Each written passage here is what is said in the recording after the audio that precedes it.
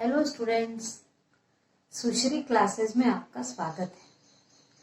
चलिए तो हम आगे बढ़ते हैं। क्लास 12th के बिजनेस स्टडीज का फर्स्ट चैप्टर प्रबंध की प्रकृति एवं महत्व का अगला टॉपिक लेकर हम आगे बढ़ते हैं।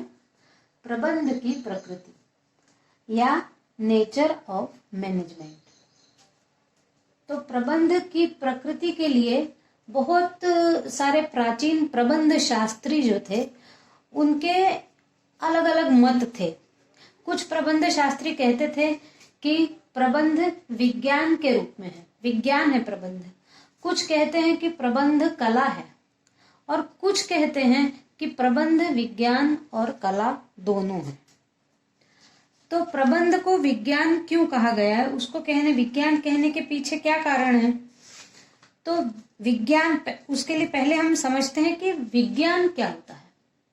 तो विज्ञान जो है ये क्रमबद्ध ज्ञान जो कार्य, कारण व परिणाम में संबंध रखे, ऐसा ज्ञान विज्ञान कहलाता है। अब कार्य, कारण और परिणाम में संबंध रखे, यानी मान लो हम विज्ञान का एक उदाहरण लेते हैं कि विज्ञान कैसे क्रमबद्ध ज्ञान है और ऐसा कैसा वो ज्ञान है कि कार्य और कारण और परिणाम में संबंध रखता है।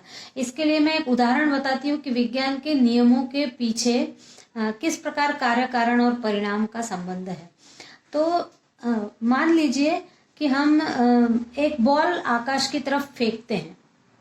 तो हमने सबने ये पढ़ा है विज्ञान में कि जैसे ही हम बॉल को आकाश की तरफ फेंकेंगे, वो जितनी गति से फेंकेंगे उतने ऊंचाई पर जाएगा और फिर वापस पृथ्वी पर आ जाएगा।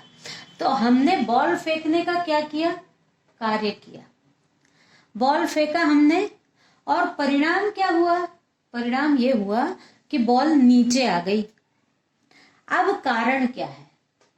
तो कारण ये है कि पृथ्वी की एक शक्ति है जिसको गुरुत्वाकर्षण शक्ति कहते हैं, और वो शक्ति ऊपर फेंकी गई सारी चीजों को नीचे खींचकर ले आती है अपने पास। इस कारण से जो बॉल हमने ऊपर फेंकी वो गुरुत्वाकर्षण शक्ति के कारण पृथ्वी ने उसको अपनी तरफ खींच लिया और परिणाम ये हुआ कि वो वापस पृथ्वी पर आ गई। ये है विज्ञान, जिसमें क्रमबद्ध ज्ञान है। ऐसा क्रमबद्ध ज्ञान जिसमें कार्य, कारण और परिणाम में संबंध हो। अब अपन ने देखा कि कार्य हमने किया और किस कारण से वो जमीन पर आ गया, इसका शोध कर लिया, तो परिणाम ये हो गया कि गेंद जमीन पर आ गई। ये है विज्ञान। तो विज्ञान की विशेषताएं हो गई। पहला तो होगा क्रमबद्ध ज्ञान का समूह, यानी क्रमबद्ध ज्ञान। ऐसा नहीं होगा कि पहले से ऊंचाई पर गेंद थी बाद में वो नीचे आई, ऐसा नहीं होगा। जब हम नीचे से गेंद ऊपर भेजेंगे, ये क्रम है, जब हम नीचे से ऊपर गेंद फेंकेंगे तब वो गेंद नीचे से ऊपर आएगी। तो ये क्रमबद्ध ज्ञान का समूह है। ऐसे बहुत सारे तथ्य हैं जो विज्ञान ने अपने प्रयोगों के माध्यम से सिद्ध किया हुआ है। तो ये क्रमबद्ध ज्ञान का समूह है। फिर तथ्यों के संग्रहण, विश्लेषण और प्रयोगों पर आधारित है। जो भी एक तथ्य मान लिया जाता है, मान लो पृथ्वी में गुरुत्वाकर्षण शक्ति है, इस तथ्य के लिए उसके अलग अलग क्रियाएं की जाएंगी, उनका संग्रहण, अलग अलग क्रियाओं का संग्रहण किया जाएगा, उन पर विचार किया जाएगा, विश्लेषण किया जाएगा, फिर प्रयोगों के आधार पर सिद्ध किया जाएगा कि क्या नियम प्रतिपादित हो रहा है। तो ये विज्ञान में तथ्यों का संग्रहण, विश्लेषण और प्रयोग किए जाते हैं। फिर तीसरा है विशेषता विज्ञान की कि सार्वभौमिक उपयोग, यानी यदि कोई एक नियम प्रतिपादित हो गया तो वो सार्वभौमिक है, वो पूरी पृथ्वी पर वही रहेगा। ऐसा नहीं होगा कि गेंद आपने भारत में फेंकी तो नीचे आ गई, लेकिन इंग्लैंड में फेंकी तो वो ऊपर ही नहीं गई, ऐसा नहीं होगा। सार्वभौमिक का मतलब होता है सब जगह एक समान। तो जो भी विज्ञान के नियम बनते हैं सब जगह एक समान उपयोग में आते हैं। फिर कारण और परिणाम में संबंध है। ये अभी अपन ने देखा कि क्या कारण है और किस कारण से क्या परिणाम निकलकर सामने आते हैं, इनमें आपस में संबंध है। फिर है परिणामों के प्रमाण व प्रयोग संभव। अब जो भी परिणाम कहा गया है, हम विज्ञान में भी जितने भी नियम बताए जाते हैं, प्रत्येक नियमों का यदि प्रयोग कर लें तो हम प्रमाण सहित सिद्ध कर पाएंगे कि जो बात कही गई है वैज्ञानिकों के द्वारा और सिद्ध की गई है वो बात सही है। ये प्रयोगों के माध्यम से हम आज भी प्रमाणित कर सकते हैं। अब प्रबंध को विज्ञान मानने के पीछे क्या कारण है कि प्रबंध के भी कुछ नियम और सिद्धांत और तकनीकें हैं जो मानवीय क्रियाओं के समन्वय स्थापित करने हेतु पूरे विश्व में लागू कर सकते हैं। अब देखो, जो प्रबंध है उसमें भी कुछ नियम है। जो प्रबंधक होता है वो अपने जो उसने प्रबंध की पढ़ाई के अंतर्गत जो नियम और सिद्धांत और तकनीकों को पढ़ा है, उन तकनीकों को अपने मानव क्रियाओं में समन्वय स्थापित करके पूरे विश्व में लागू करके प्रबंध के परिणाम प्राप्त कर सकता है। इसलिए प्रबंध भी विज्ञान है, क्योंकि यहाँ पर भी क्रमबद्ध रहेगा ज्ञान, और ये क्रमबद्ध ज्ञान तकनीकों के माध्यम से ये है कि प्रयोगशाला इनकी समाज रहेगी, समाज पर प्रयोग करेंगे और उद्योगों पर प्रयोग करेंगे अपनी तकनीकों का, और फिर वो परिणाम प्राप्त करेंगे और वो पूरे विश्व में लागू होंगे। इसलिए बहुत सारे प्रबंधकर्ता प्रबंध को विज्ञान के रूप में देखते हैं। अब कुछ अर्थशास्त्री ऐसे हैं जो प्रबंध को कला के रूप में भी मानते हैं कि नहीं, प्रबंध एक कला है।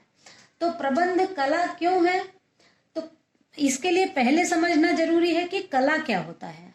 अब कला का मतलब है क्रिया को सर्वोत्तम विधि से संपन्न करना, किसी भी क्रिया को कुशलता से करना, कौशल्य दिखाना, यानी कला होता है।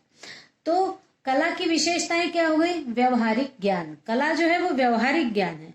यदि आपने ड्राइंग सीख लिया है और वो केवल सीख लिया है कि यहाँ से ब्रश ऐसे घुमाना, लेकिन यदि उसको प्रयोग में नहीं लाया, उसकी आपने प्रैक्टिस नहीं की, तो आपको कभी भी पेंटिंग या ड्राइंग नहीं बन सकता।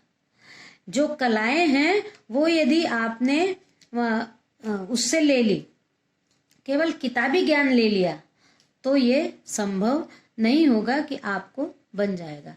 अब जैसे डॉक्टर हैं, डॉक्टर जो हैं उन्होंने चिकित्सा की पद्धति से व्यवस्थित पढ़ाई की हुई है, ठीक है। विज्ञान के सारे नियमों को रट के उनने अपने सामने जो भी बैठे हुए हैं बीमार लोग, उनके तरफ सारा किताबी ज्ञान के दृष्टि से देख लिया। लेकिन वो यदि घर में बैठे रहें और प्रैक्टिस न करें और किसी अनुभवों को इलाज न करें या उनको दवाइयां न दे, तो ये उनका व्यवहारिक ज्ञान नहीं होगा। उन्होंने केवल किताबी ज्ञान प्राप्त कर लिया है। तो जब वो अपनी कला को, जो विज्ञान उन्होंने प्राप्त कर लिया है, उसको जब वो अनुभव से और लोगों के ऊपर उसके उस ज्ञान को अप्लाई जब करेंगे, तब वो कला कहलाती है। जो ज्ञान आपने प्राप्त किया उसको व्यवहार में लाना, यानी कला। तो कला व्यवहारिक ज्ञान है। और चातुर्य है। अब ड्राइंग सब सीखते हैं, डॉक्टर बनते हैं सब, इंजीनियर बनते हैं बहुत सारे लोग, लेकिन कोई इंजीनियर बहुत अच्छा होता है, कोई इंजीनियर कम अच्छा होता है। कोई डॉक्टर अपने जीवन में बहुत ऊंचाइयों तक जाता है, लेकिन कोई डॉक्टर के यहाँ डिस्पेंसरी में 1 या 2 पेशेंट आते हैं। तो ये यहाँ पर आ जाता है कि जो आपने ज्ञान प्राप्त किया है वो आप कितनी चतुराई से उसको प्रैक्टिकल में ला रहे हैं। तो कला की एक विशेषता हो गई चतुराई, चातुर्य। फिर है अनुभव और व्यवहार। अब तो कला में अनुभव और व्यवहार की बहुत आवश्यकता है। ड्राइंग आपने सीखी, जब तक आप उसको कर करके नहीं देखते रहेंगे, व्यवहार में नहीं लाएंगे, तब तक आप उसमें पारंगत नहीं हो पाएंगे। तो अनुभवी व्यक्ति ज्यादा अपने कौशल दिखा सकता है। फिर प्रयत्न द्वारा परिणाम, तो अच्छे परिणाम लाने के लिए काफी प्रयत्न करना पड़ते हैं, तब परिणाम सामने आते हैं। और फिर है रचनात्मकता, यानी कला की सबसे बड़ी विशेषता है कि जो भी कला आपने सीखी है उसको जब आप लाओगे, प्रयत्न करोगे करने की, कुछ न कुछ रचना करने की प्रयत्न करोगे, तभी कुछ हो पाएगा। यानी मान लीजिए किसी मूर्ति कला वाले ने मूर्ति बनाना तो सीख लिया है, लेकिन केवल सीख लिया है देख देख के, बाकी वो न मिट्टी उठाना चाहता है, न मिट्टी में हाथ गंदे करना चाहता है, न उसको उस पर कुछ कलाकारी करना चाहता है, तो फिर कैसे उसने मूर्ति कला सीखी। इसलिए रचनात्मकता होना भी जरूरी है, यानी उस कला को करने के बाद कुछ न कुछ रचना हो, तब वो कला कुछ कला कहलाएगी। फिर अब ये अपन ने कला की विशेषताएं देख ली। अब प्रबंधक अपने ज्ञान से, अब यदि हम प्रबंध को कला कहते हैं तो क्यों कहते हैं, तो प्रबंधक अपने ज्ञान, चातुर्य और अनुभव द्वारा प्रबंधकीय समस्याओं को खोजता है और अलग अलग बुद्धि और चातुर्य, विवेक और अनुभव से निर्णय लेता है। अब इसको कला इसलिए कहा गया है कि एक प्रबंधक अपने पूरे व्यवसाय में अपने ज्ञान, चातुर्य और अनुभवों द्वारा प्रबंधकीय समस्याओं को खोजता रहता है कि किस जगह समस्या है, मैं इस व्यवसाय को कैसे आगे बढ़ा सकता हूँ। इस प्रकार का जब वो अपने ज्ञान और चातुर्य से चिंतन करता है, तब वो अपनी अलग अलग बुद्धि, चातुर्य और विवेक और अनुभव से उसको सही करने के निर्णय लेता है। इसलिए इस कुशलता से वो कार्य करता है, इसलिए प्रबंध को कला के रूप में भी माना गया है। अब प्रबंध कला के रूप में है क्योंकि उसमें कौशल की आवश्यकता होती है। प्रबंध विज्ञान के रूप में है क्योंकि वो क्रमबद्ध कार्य है और कार्य, कारण और परिणाम में संबंध रखता है।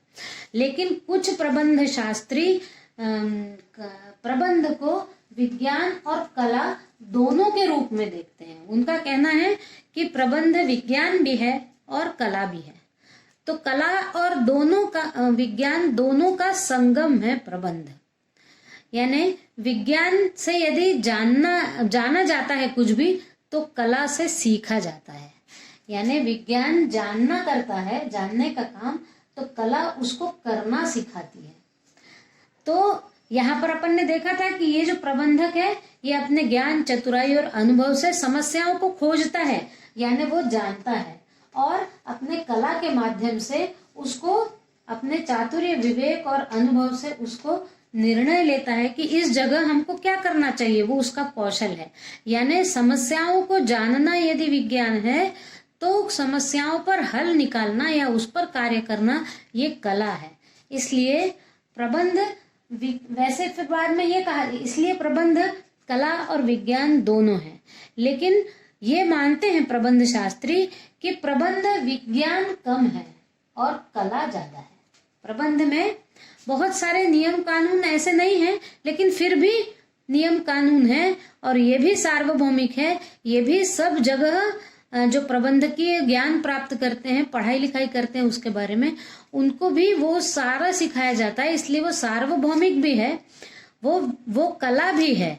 लेकिन अंत में प्रबंध शास्त्री ये कहते हैं कि प्रबंध पुरातन कला है, यानी पुराने समय से चली आने वाली कला है, और नवीन विज्ञान है। क्योंकि विज्ञान, प्रबंध कम है लेकिन विज्ञान है, लेकिन वो अब नए विज्ञान से जोड़ा जा रहा है। इसलिए प्रबंध पुरातन कला है और नवीन विज्ञान है। तो आज अपन ने देखा कि प्रबंध कला भी है, विज्ञान भी है, और कुछ लोग मानते हैं कि कला और विज्ञान दोनों है। चलिए, तो अगले वीडियो में मिलते हैं अगला वाला टॉपिक लेकर।